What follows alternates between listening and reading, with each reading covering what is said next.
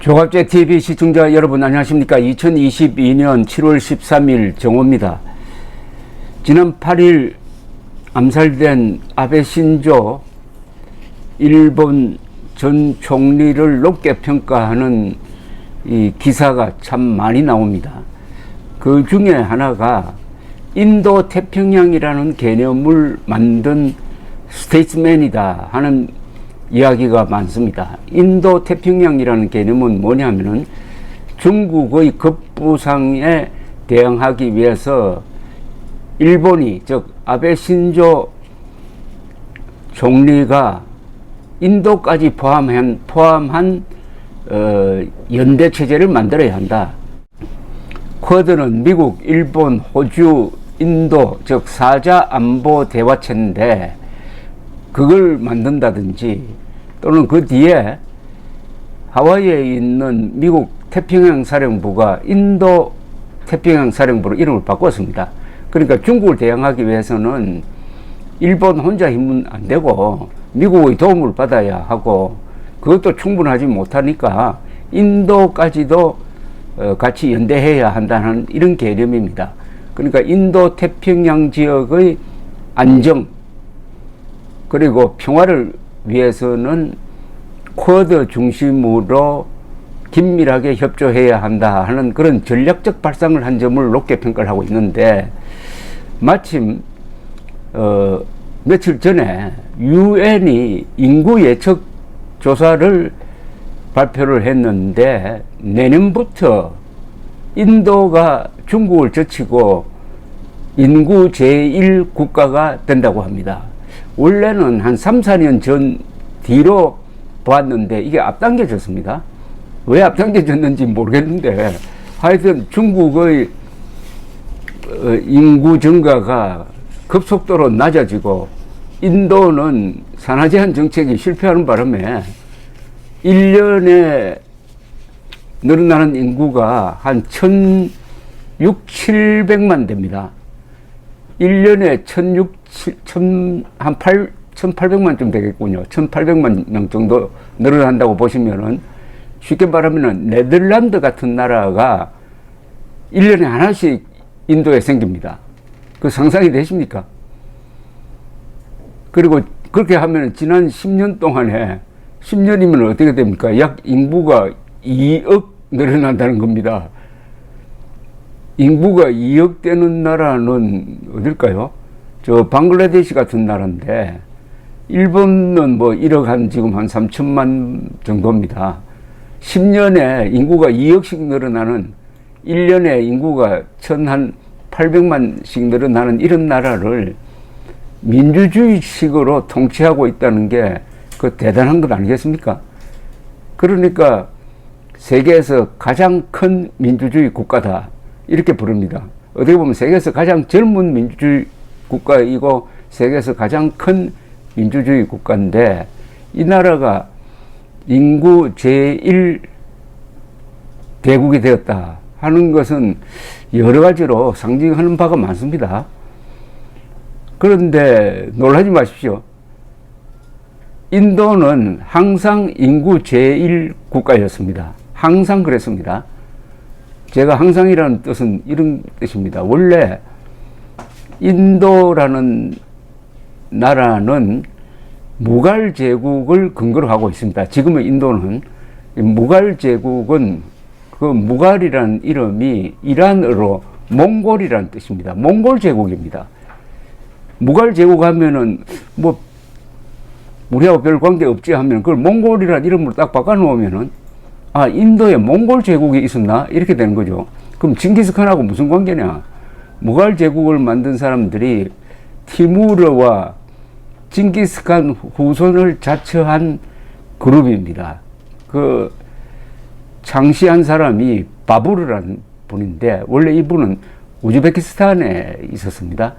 그러다가 16세기에 우즈베키스탄의 왕으로서 정권을 유지하지 못하니까 한 12,000명 되는 충성심이 강한 기마군단을 이끌고 남쪽으로 내려왔습니다. 남쪽으로 내려오면서 아프가니스탄을 점령을 하고 카불을 중심지로 두고 다시 더 남쪽으로 내려와 가지고 지금의 파키스탄, 인도 북부까지 점령을 했던 사람이고, 그 손자대인 아크바르 대제 때 비로소 인도의 거의 대부분, 지금 파키스탄, 방글라데시까지 포괄하는 대제국을 만들었습니다. 더 친근하게 느끼시려면 타지마할을 이야기하면 되겠네요. 타지마할, 세계 7대 불가사의에 들어가는 타지마할을 만든 왕조가 바로 무갈 제국입니다. 그러니까 이 무갈 제국은 이미 1700년대에 인구가 한 1억 5천만 되었다고 합니다. 그때 청나라 인구가 1억 한 2천만 정도 되었다고 그래요. 그런데 이 인도 인구가 14억, 내년이 되면은 14억 한 4, 5천만 명 되는 모양인데, 중국 인구가 14억 2,600만 이래가지고 이제 추월을 합니다. 그런데 이 추월 한번 딱 하면은 점점점 그 격차가 더 벌어집니다. 이 예측을 한 건 보면은 2030년에 가면 어떻게 되느냐 하면은 인구가 이렇게 됩니다.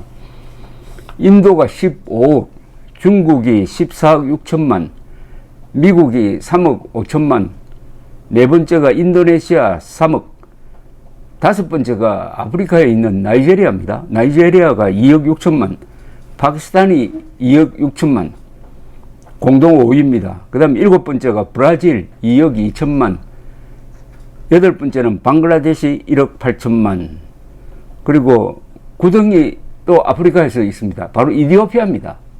이디오피아를 무시하는데 이디오피아가 인구가 1억이 넘습니다. 2030년에 가면 1억 5천만 됩니다. 10등이 러시아 1억 4천만. 이디오피아 인구가 러시아 인구보다 많다고 하면 아마 깜짝 놀라실 겁니다. 그런데 이 인구 예측에 따르면은 무갈 제국 판도로 환산을 하면은 이렇게 됩니다. 인도 15억 플러스 파키스탄 2억 6천만을 대해야 됩니다. 그러면 17억 6천만이 됩니다. 여기에 방글라데시 1억 8천만을 또 더합니다. 그럼 거의 18억이 됩니다. 18억. 중국은 14억 6천만. 훨씬 인도가 옛날부터 인구가 더 많았다, 이렇게 보시면 되는데, 그런데 하나 참 불가사의한 게 있습니다. 국토 면적입니다. 인도는 지도를 보시면 아시겠지만 그렇게 넓지 않아요. 인도가 330만 평방킬로미터, 남한의 33배입니다. 그런데 중국은 그 3배입니다. 면적이 960만 평방킬로미터. 인구는 거의 같은데 면적은 중국이 3배나 된다 이겁니다. 이건 거꾸로 인도가 곡물 생산량이 어마어마하게 높다는 거죠. 인도에서 기근이 일어나가지고 굶어 죽었다는 이야기 거의 없습니다. 그러니까 이게 불가사의하다는 겁니다. 인도가 면적에서는 중국의 3분의 1밖에 안 되는데 인구는 오히려 더 많아지고 있다. 면적으로는 러시아가 단연 세계에서 제일 넓죠. 한 1700만 평방킬로미터쯤 됩니다. 두 번째가 사람들이 잘 헷갈립니다. 두 번째가 카나다냐 미국이냐 중국이냐인데 다 비슷비슷합니다. 이거 4개 한번 해보십시오. 카나다가 두 번째입니다. 그리고 근소한 차이로 미국이 세 번째 980만 평방킬로미터, 네 번째가 중국 960만, 그 다음 다섯 번째가 브라질입니다. 850만, 호주가 770만입니다. 브라질, 호주 하면은 호주가 큰 줄 아는 사람들이 많은데 브라질이 더 큽니다. 그 다음이 인도입니다. 330만. 그 차이가 크죠. 호주가 770인데 인도는 330입니다. 그러니까 6등입니다. 6등 세계에서. 7등이군요. 7등. 1등 러시아, 2등 카나다, 3등 미국, 4등 중국, 5등 브라질, 6등 호주, 7등 인도, 8등이 아르헨티나입니다. 9등이 카자흐스탄, 뭐 알제리 이런 식으로 쭉 내려가는데 지금 이 인도의 1인당 GDP는 매우 낮습니다. 2,515달러. 그런데 이걸 물가를 환산하면 꽤 높아집니다. 물가 환산 GDP로 하면은 보통 그걸 구매력 기준이라고 하는데 1인당 8,358달러. 그래서 이 합친 GDP, 국민 총생산, 국내 총생산이죠. GDP로 치면은 인도는 몇 등이냐. 이 구매력 기준으로 하면은 중국이 미국을 앞서고 있습니다. 중국이 25조 4천억 달러입니다. 그 다음에 미국이 20조 달러입니다. 25조, 20조, 세 번이 인도입니다. 세 번째가. 인도가 11조 달러. 어디까지나 이 구매력 기준입니다. 그 다음에 네 번째가 일본, 5조 4천억 달러. 다섯 번째가 독일, 4조 4천억 달러. 여섯 번째가 러시아, 4조 달러. 일곱 번째가 인도네시아, 3조 5천억 달러. 여덟 번째가 브라질, 3조 4천억 달러. 영국이 9등으로 3조 달러. 그리고 프랑스가 3조 달러. 한국은 14등으로 한 2조 달러 정도 됩니다. 인도 관광성에서 인도를 뭐라고 표현하느냐 하면은 incredible India라고 합니다. incredible India. 믿을 수 없다. 경이로운 인도라는 뜻이죠. 인도는 정말 경이로운, 여러 가지 인도 여행을 해보시면은 감이 안 잡히죠.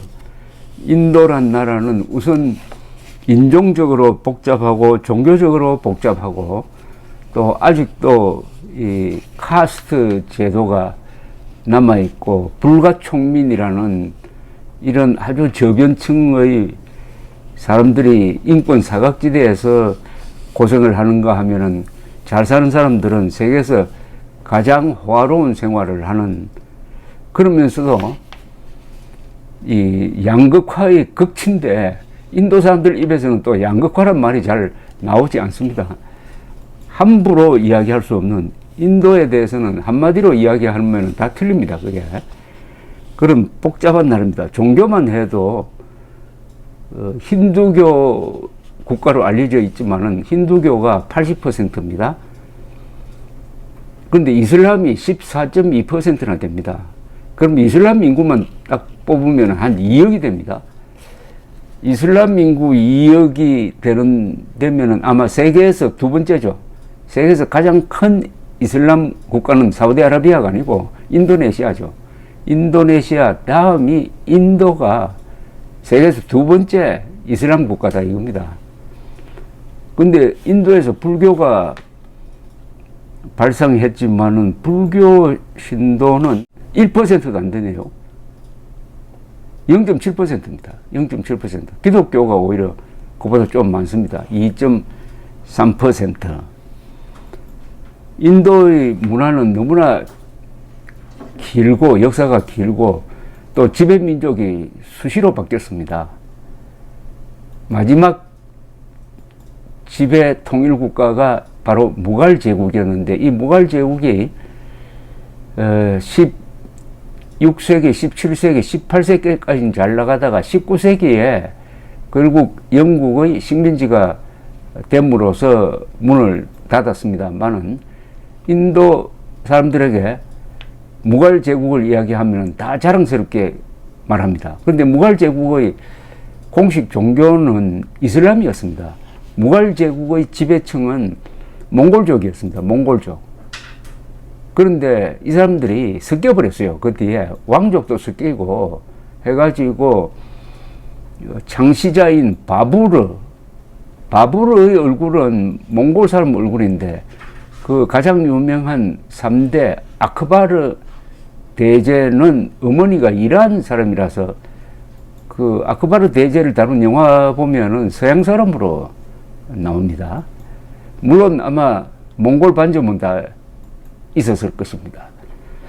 그리고 이슬람이 국교였지만은 그걸 힌두 교도들한테 강제를 하지 않았습니다. 이 유목민족들의 특징은 어느 나라를 차지하는 과정에서는 아주 무자비한 전쟁을 하지만은 일단 통치로 들어가면은 아주 실용적으로 합니다. 기술자들을 우대하고 특히 종교 민족 차별을 전혀 안 하는 건 아니지만은 덜 하는 거죠. 그래서 이 무갈 제국 때의 이 황제들의 스토리를 보면은 다 이 사람들이 건축, 예술 이런 데 조예가 있어가지고 좋은 건축물, 어마어마한 건축물을 만들고 그런 건축 기술은 주로 이란 기술자들을 썼습니다. 이란이 중동에서 문화적으로 가장 선진된 역사를 가지고 있죠. 어떻게 보면 중동의 중국과 같은 나라가 이란입니다. 그러니까 타지마할을 지은 기술자는 이란 기술입니다. 이란. 그래서 무갈이라는 이름도 이란 말로 몽골이란 그런 뜻을 가지고 있습니다.